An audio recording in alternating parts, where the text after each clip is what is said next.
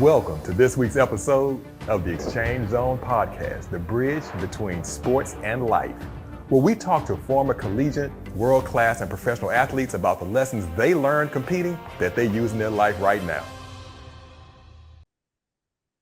Hey, welcome to the Exchange Zone podcast. We are so excited that you joined us today. You know the Exchange Zone where we pass this baton from one teammate to the next, and in the Exchange Zone, we do what? We don't drop the baton, because when we hear this, we become disqualified, and when we're disqualified, we can't even finish the race, let alone win the race. So we're excited today to have Kim Roberson with us today.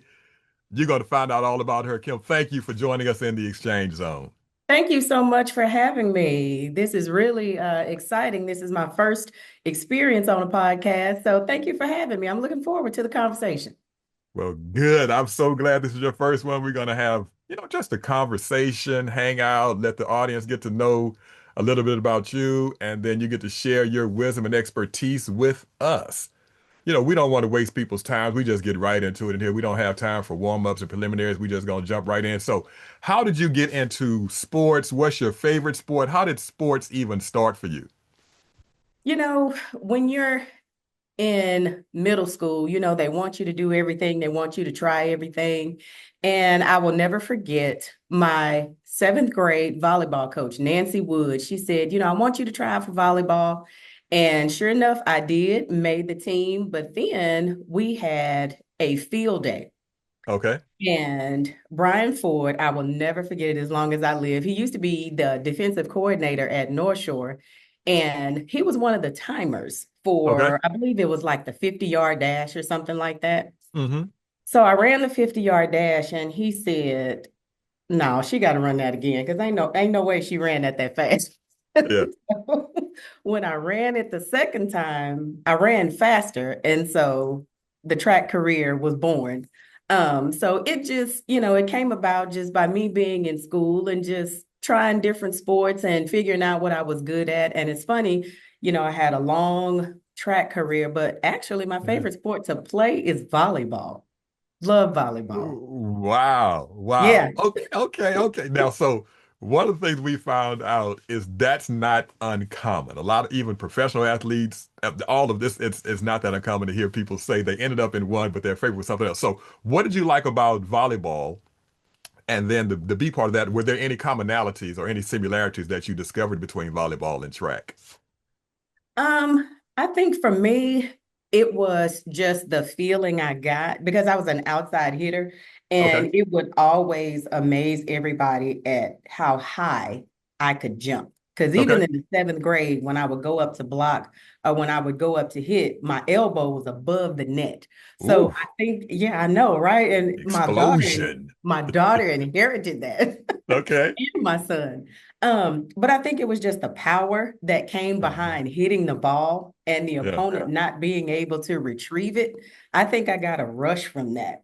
Um, and just the fast pace of volleyball, and and it correlates with track, just the fast pace of the sprints, the explosion of the start. So, they mimic each other in a lot of ways, but then, Yeah. they're very different in Yeah. others. But I love the speed and the explosion of both sports. So it was a good time. I played 4 years of varsity volleyball and ran 4 years of varsity track in high school. So I enjoyed my high school years. It was a good career. And then then track paved the way, moved you on to uh, further things. It But did. It did. Track okay. track was the end all to be all for me. And it was really my blessing to be able to go to college absolutely for free anywhere I wanted to go in the United States. So track was my end all to be all. Okay, so middle school started this, and there's something about being in athletics that gives us this form of this idea of competition, this idea of competing.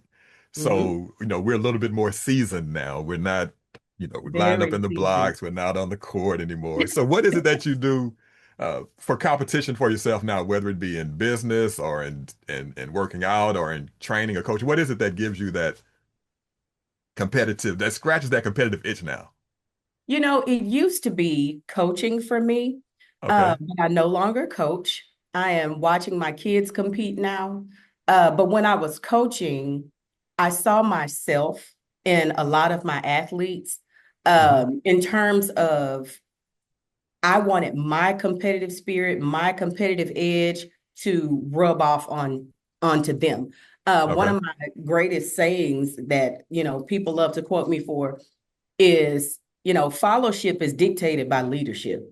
So when they saw me, Yeah. you know, wanting them to be their best selves, their the best version of themselves in practice and competition, I wanted that to, just to permeate every aspect of their Hmm. lives, both on and off the track. So when I was Right. coaching, I scratched that competitive itch through my athletes. Okay.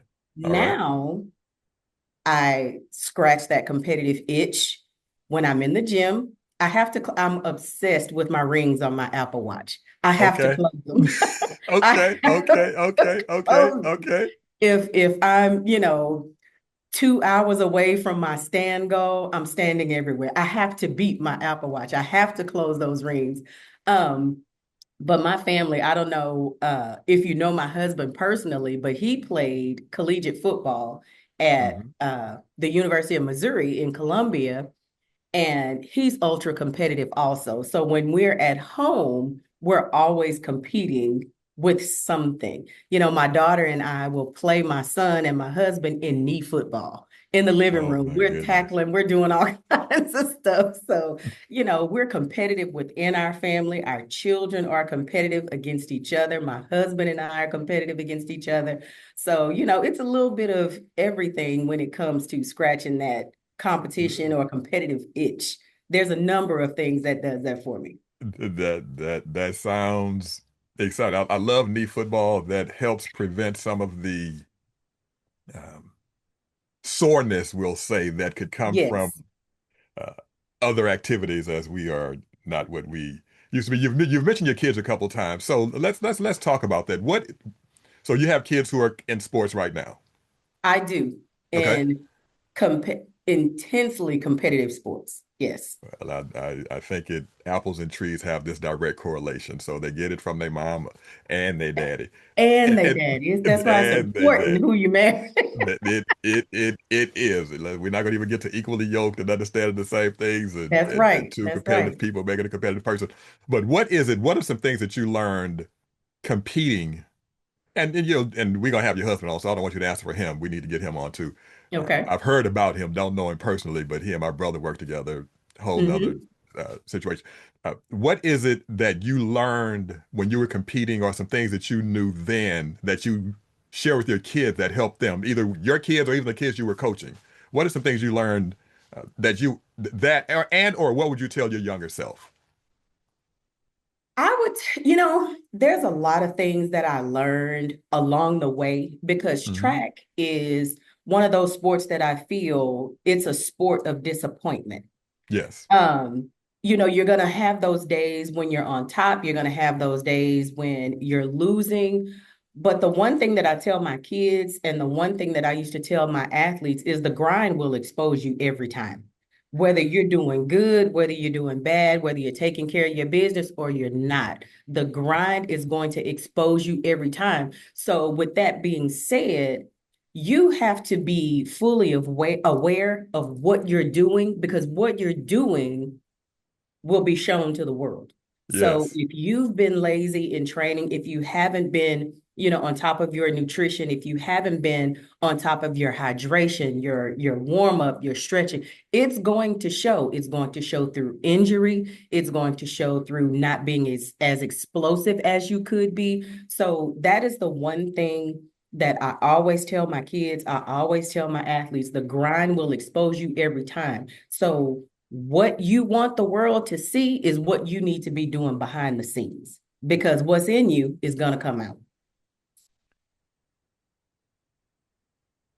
Yes, and that's applicable in sports and in life. And in life, And in exactly. life, And that's my main goal for my athletes, for, my kids. Athletics is great in terms of winning, in terms of competition, but athletics is full of life lessons that you take with you, until the end, the discipline, the goal setting, the hard work, it just goes with you throughout your life. And that's the one thing that I hope my kids and the kids that I have coached, that they understand and that they Yeah. realize, because not only do I want you to be a better athlete, I want you to be a better person. I want you, after you have left me, to say, you know what? This is not going to be the best decision for me. Let me do this. So I want you to be a better person as well as a better athlete.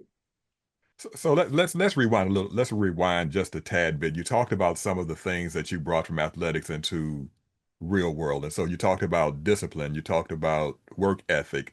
Of those things, you learned them competing, or they were Mhm. driven in you competing. You had to. Mhm. How do you apply those things now? And is it conscious or just is it subconscious? You just do it innately. How does that parallel work now?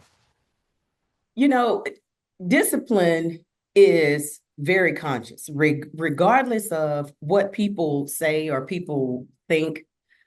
Discipline is a conscious decision. Yeah. And oftentimes people confuse motivation and discipline. Ooh, The first ooh, of ooh, the hold year on, is slow coming down. up. Go slow, go slow. Motivation and discipline. Yes, Motivation and yes, discipline are very different. yes, We have the new year coming up. yes, And what does everybody say? Oh, I'm going to get in shape. I'm going to join the gym. I'm going to drink more water, whatever the yeah, case may be. You're motivated right now because come Thursday, January 1, oh, you're on it. But what yeah, happens February 18th? right. So, Yeah, what motivation versus discipline, you have to understand the difference between the two. Discipline, to go back to your question, is a conscious decision every day. yes, Motivation will fade. But when you want to be a superior athlete, when you want to reach whatever goal you have set for yourself, you have got to be disciplined, because with discipline, you have to do it regardless of how you feel, regardless of what's going on. If you're exactly, my daughter does the young people, for the that. young people Clock it, watching. clock it. Yes, Discipline has to come into play if there's something that you're trying to get. You want to lose that 10 pounds, you want to yeah, run that 11-1. You have to be disciplined. And discipline is super important because when everybody else is doing something else, you have to stick to the game plan. And yeah, that's why I say discipline is a conscious decision every day. And hopefully it becomes your norm. Hopefully it becomes innate. You don't have to think about it. You're just gonna do it. So discipline is uber important for me. It's super important for my kids. So yeah, discipline correlates, in my life yeah. in terms of when I'm going to the gym, how much water I'm drinking. You know, Kim, you really don't need that pair of shoes. You really don't need that pair of shoes. You're gonna take that Yeah, extra money, put it toward a credit card, credit yeah, card payment. yeah, So, yeah. discipline, it's interwoven into everything that we do in life. At least it should be anyway. Right. One of the things you talked about earlier was preparation. How do you approach preparation now compared to then? I know we talked about discipline, and in discipline there is this sense of preparation. How is preparation either the same or different now versus when you were literally physically competing in sports? Um, to be perfectly honest, sometimes depending upon what I'm doing, I'm Yeah, I'm lazy with the preparation. I'm yeah. lazy with preparation sometimes. Um, Well, but because the goals are different too, though. So the the preparation is different. preparation is different. But for me, when I know I have a task at hand, Yeah. I have to sit down and write down everything that needs to be done, Okay. and break that up into Okay. smaller pieces. My pastor says, how do you eat an elephant? One bite at a One bite time. at a time. Yeah. So you break it Yeah. down. I break Yeah. it down into smaller pieces in order to Okay. get my ultimate goal achieved. So for me, it's the taking the little things one step at a time in Okay. order to complete, whatever needs to be done. So I guess I would say now my preparation with things is very methodical. It's very Ve- methodical now. Yeah. Okay. Mhm. I got Yeah. you, got you, got you. I want to go back to something you said that track people have need to understand that track and field is a sport of failure, Hmm. or or like I say, defining the wins vary because when I was running, I ran against the clock. If I beat you running a 45 or 46, I wasn't all that excited. It's kind of like I play golf. If I beat you and I shoot 95 and you shoot 100, that doesn't make me feel better. I'd rather lose to 85. But when it comes Right. to these ideas of failures or when things are not going well, or going according to plan, how did you deal with it then? And how do you bring that to life now? Because every day is not perfect. Every day is not roses. Every day is not, you know, every day is Every not day is not sunshine and rainbow. everybody. No, no. Sometimes It's it's not gonna be sunshine and rain. It's rainbow. joy and pain, sunshine and rain. So how did That's you what how Frankie did you deal said. with it? R.I.P. Frankie. Uh, how did you deal with it? How did you deal with it then? And how did that help you now? I think when I was in high school, I had a really successful high school career. Yes, you did. Several, state championships as young as a sophomore in high school. Yeah. But then I went off to Texas and we had seven of the top eight sprinters in the nation. So when you go to a program where everybody is just as good as you are or Yes. better, that will Yes. shake you to your soul. Yes. Yes. When the And it practices are more competitive than the meets can be sometimes, yes. listen. And the first day at practice, we were out there about an hour and a half. And she said, well, let's start the workout. Excuse me, ma'am. We've been out here an hour and a half. Yes. That was the warm Yeah. up. Mm-hmm. So Yeah.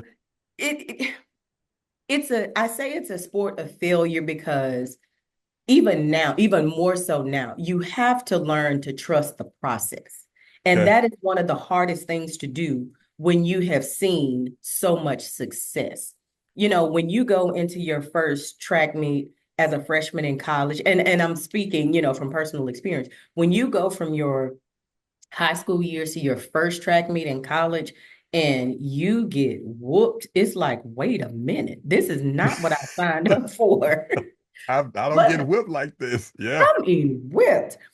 But you have to understand, okay, if I ran the second meet, the time was faster than my first, that's a win, whether Absolutely. you won the race or not. Right. So I think that was the hardest thing for me, understanding what a win truly was. And I had to learn that, and it started to come together for me. And that's what I try to tell my athletes now. If you don't win the race, but you PR'd, that's a win. That you won. You You won. won. Yes. Now, Yes. was it the time that you wanted to run? No, but you're getting closer to that goal. So when I Yes. say track is a sport of failure, you have to learn that you're going to have some good races, you're going to have some bad races. But at the end of the day, was there some improvement? Because regardless of what the step looks like towards your goal, it's still a step in the right Yes. direction.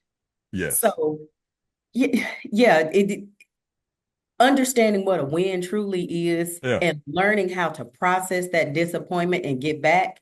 As I tell my kids, get back, you get back in the lab and you see what you did wrong and you go back and you try it again.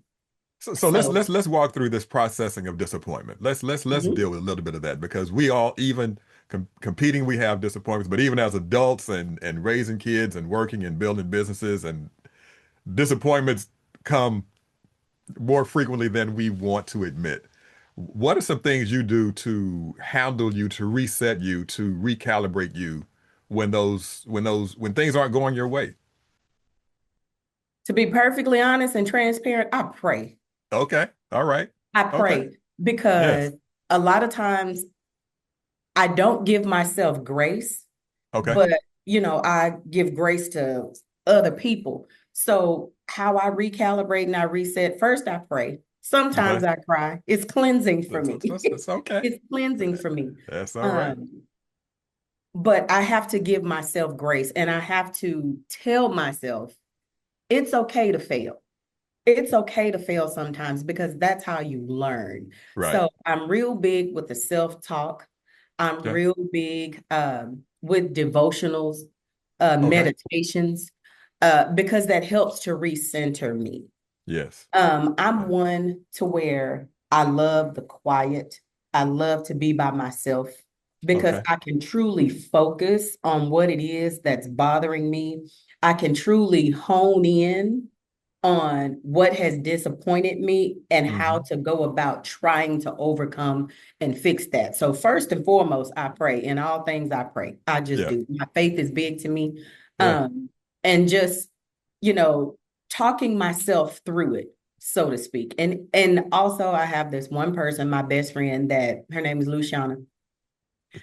I talked to her. She's talked me down a Yeah. whole Yeah. on a Yeah. number of Yeah. occasions and said, Kim, Yeah. okay, you have to, step back from this and give yourself a little grace. It's okay. Because sometimes failure in your mind is just completely unacceptable. It don't make sense. That shouldn't Right. happen, Right. but Right. life's sometimes. Life's for us all.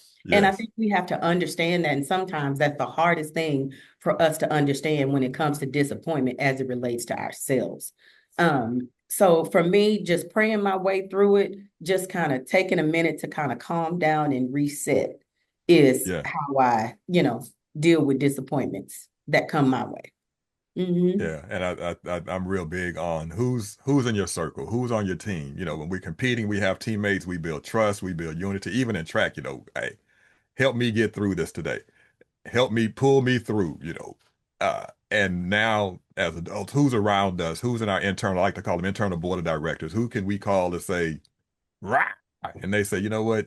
Get back in the blocks. Get back on the And you know line. what? Reset. Yeah. You have to be very cognizant of who's in your circle Yes. because everybody in your circle is not in your corner. And Yeah. You say that again for the people in the back. I don't think they yes, heard for you the people because with the that's it. AirPods in, Yes. everybody in your circle is It's not in not your in your, corner. And I yeah. have learned that lesson along the way. And that right there can be more disappointing than anything. When you have a person that's in your circle and you feel like they have your best interest at heart, only to find out that they don't. They have, Yes. talked about you behind your back. And that's a very, that's a hard pill to swallow. Yes. That is a Yes. hard pill to swallow. So, Yes. you have to be very cognizant. And I tell my kids this all the time. You'll hear me talk about my kids and my husband and stuff because they are just like my world. And, Yeah. you don't want your kids to have to learn some of the lessons that you learned, you Right. know? Absolutely. So you have to be very aware who's in your circle and you can't tell everybody everything. That's right. You can't. Yes. Yes. You can't. Because if I I think hear it you've been in again, I my know house. where it came from. I think you've been in my house. I think you've been. You must have me bugged, and you just picking up what we putting down. Because you can't trust everybody, and everybody doesn't have the same goals. Everybody doesn't have the same dreams, and then some people can have the same goals and dreams, and they just don't have the ability. And so you can't. Exactly. It's not for everybody. And on the other side, you can't compare yourself to everybody. We always want to do what we can. We're competing, but let's be let's be realistic. Let's talk a little bit about this trust. You mentioned trust. How do you how do you establish trust? How did you get your athletes or your kids to trust you? What are some things you use now? Maybe lessons you even learned from coaches. You've mentioned a couple of coaches along the way that something they did to get you to trust them. So did you take that from them? Is it something you learned away? What are some things we can do to help build some teams that we're trying to build? I think the thing that a lot of coaches, well, I'm going to say some coaches, Okay. are missing is the relationship piece when it comes to their athletes. For some people, it's a work relationship, Mm-hmm. but at the heart of who that kid is, you may be something that they're missing from home. Mm-hmm. You may be that mother figure, you may be that father figure that they're not getting at Yeah. home. Yeah. One of the things that I've come into contact with a lot is, kids nowadays fight battles that we know nothing about. Yeah. Things Absolutely. that you and I, when Yeah. we were running, We weren't worried about, where our next meal was coming from. We Right. weren't worried about where we were going to stay. We Right. weren't worried about where our parents were. These Yeah. are real issues that our kids are dealing with now. So, how I establish trust with my kids is that I let them know that I was there, not there physically. I was Yeah. there emotionally, for Yeah. some kids, monetarily. Mhm. Um, I let them know that I care. I always had an open door policy. And if there was a need that they had and I could meet it, within reason, Right. I did that because Yes. everybody needs a little help every now and again. Yes. Yes. Anytime they Yes. needed to talk, and I can't tell you how many times I've sat in my office and a kid, I can clearly see that something is wrong. They're either Hmm. crying or they're sitting there staring at the floor, not looking at me. And I'm saying, okay, what's wrong? Yeah. Well, are you going to talk? Yeah. What's going on? And Yeah. they're just sitting there, not saying anything. So sometimes, I would just sit there with them and not say a word until they were ready.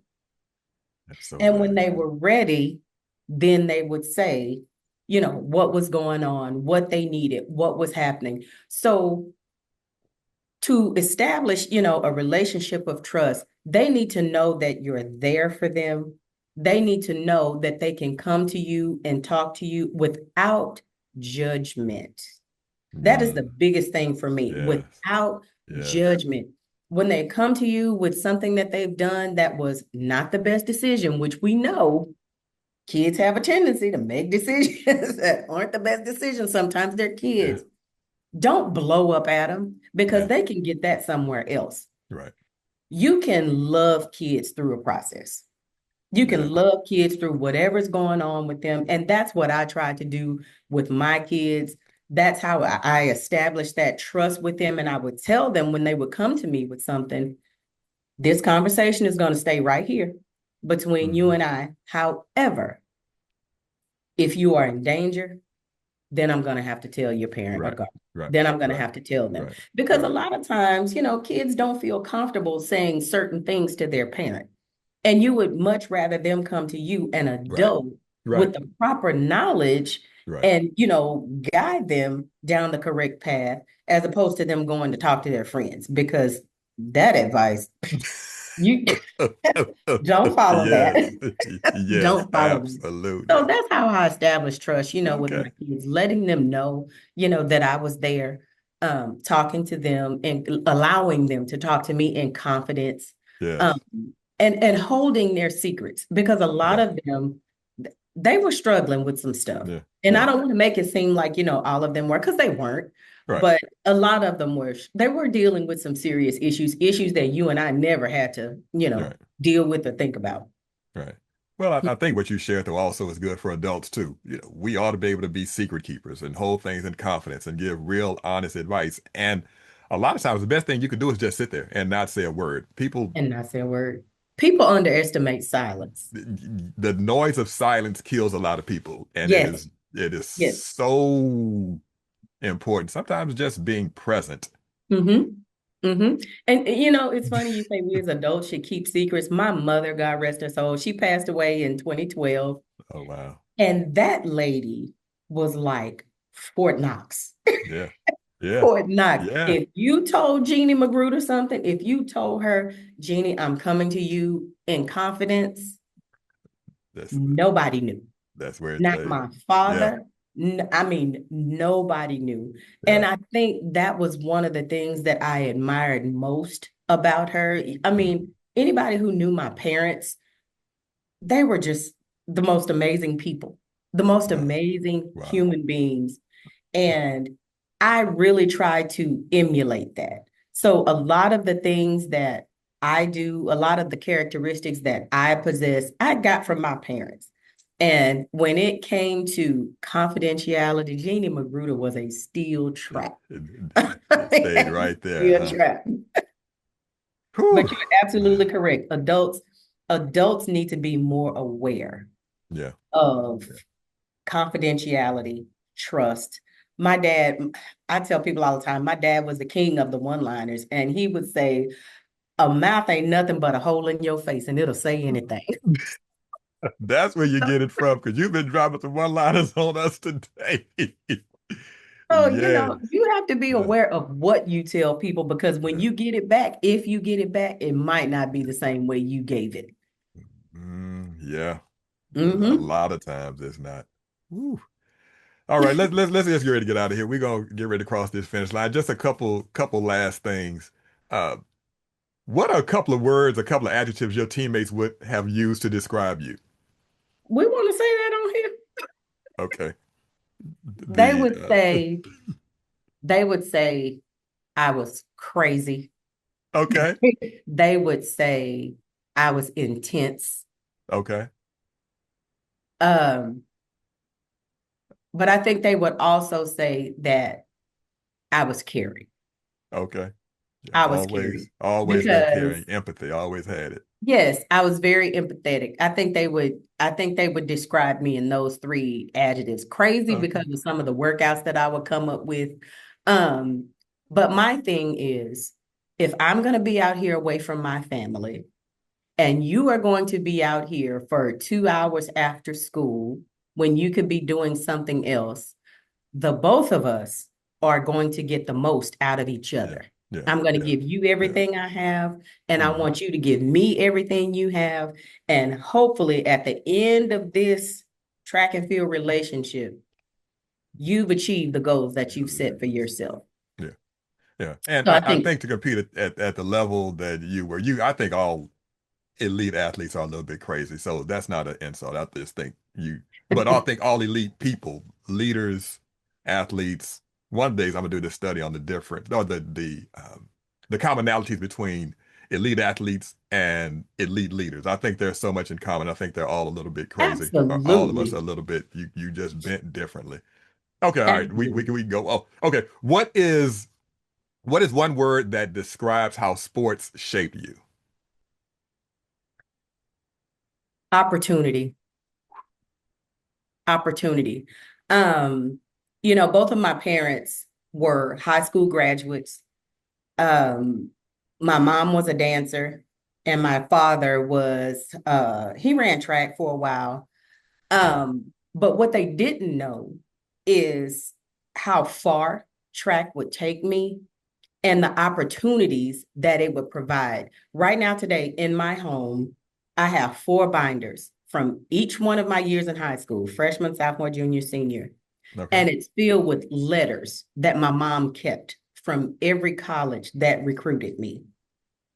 So I would Wow. say, yeah, yeah. So I would Good for say you. opportunity, You opportunity, because I didn't know and they didn't didn't know know. Right. that somebody would pay for my education to run fast, you know? So I You would know. say opportunity because it provided me so many opportunities, not only to compete, but to see the world, just run in different states. So I would say opportunity. That's what track and field did for me. That's what it's doing for my daughter. For my son, it's baseball, football, 7 on 7, so Yeah. it has given us so many opportunities to do so many great things. Hmm. And you have the opportunity to pour into them what you may not have received, or intentionally pour into them things that you learned along the way they they may not have normally received. Anyway, yeah, You know what, James? It's when you see your kid doing what you did and even better, the feeling is indescribable. yeah, yeah, yeah, It is yeah, yeah, indescribable. And, parents, I think some people find it to be a cliche when they say, oh, I want my kids to do better than, I ever did. I mean that I with every fiber of every my being. and invest in that too. And Like I'm invest pouring in into that. Yes, yes. yes. And to see the things that my children have, they've done. My daughter, Jane, I don't know if you know this, as a sophomore in high school, this young lady ran 22:96 in the 200. I didn't touch 22 seconds when I was when I was in high school. Yeah, so to see that when she was yeah, on the podium at the state championship, she was sitting there and she was just kind of looking in her hands and kind of looking down at the ground.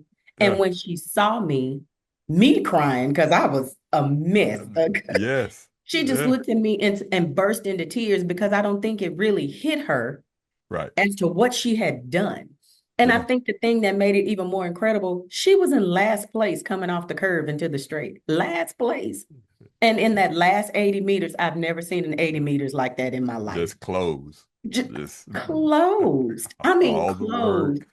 Oh my gosh. So, Look, you give me chills my fingers. Just and my yeah. son, boy, is only 5'4" and is grabbing the rim on a basketball goal.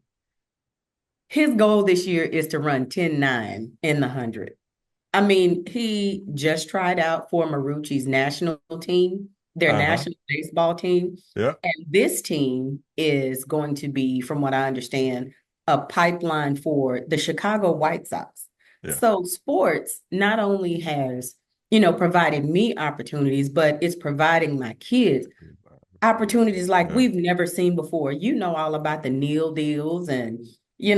collectives, and Yeah. it's really mind-blowing. So my big word is opportunity, not only for myself back then, but the But even amazing now. opportunities that it's affording our kids now.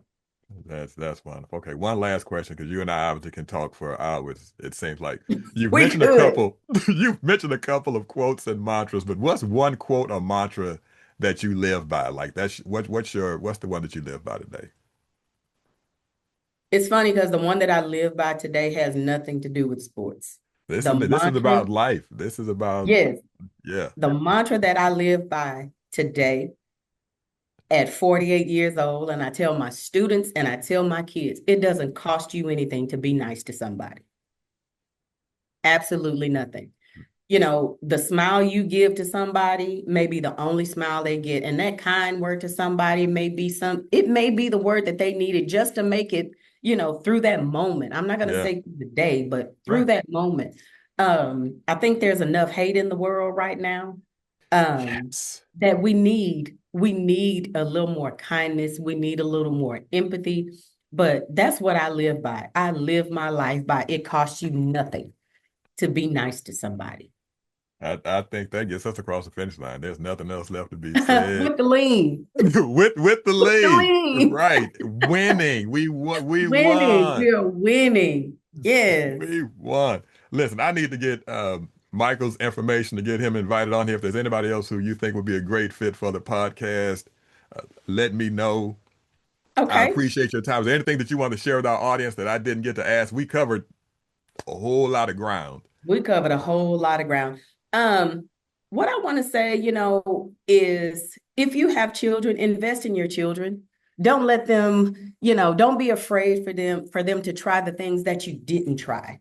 Yes. There's so many opportunities out there for the kids, whether it's in fine arts, whether it's in athletics. Let them try everything to find their niche. Everybody's not born to be an athlete, but Facts. there's a space for everybody in this Yes. world to do what they love. There's a space in this world for everybody to be a creative, for Yes. everybody to be, whatever it is they want to be. Your Yeah. mind is the most powerful muscle you have. And whether you believe you can or whether you believe you can't, either You're way, gonna you're be right. right. It's all about how you Yeah. approach it Yeah. and how bad you want it. You Yeah. you have a hand in your own success, and you have to understand that. So I, that's what I I would share with the people. I love it. My friend says, and you brought it to my remembrance. He said, "My job as a parent is to put success in my kids' way." That's right. Absolutely. Oh, I like that. Add that to your one line collection because you've been just throwing them out there. I'm Just gonna whoop, I'm gonna whoop, add that one, James. whoop. I'm Listen, gonna we've add that one. enjoyed you in the Exchange Zone podcast. We've had a great time. Remember, in the Exchange Zone podcast, champions don't drop the baton. Until next time, make sure you stay connected. Kim, have a good one. We will be in Thank you touch. so much for having me.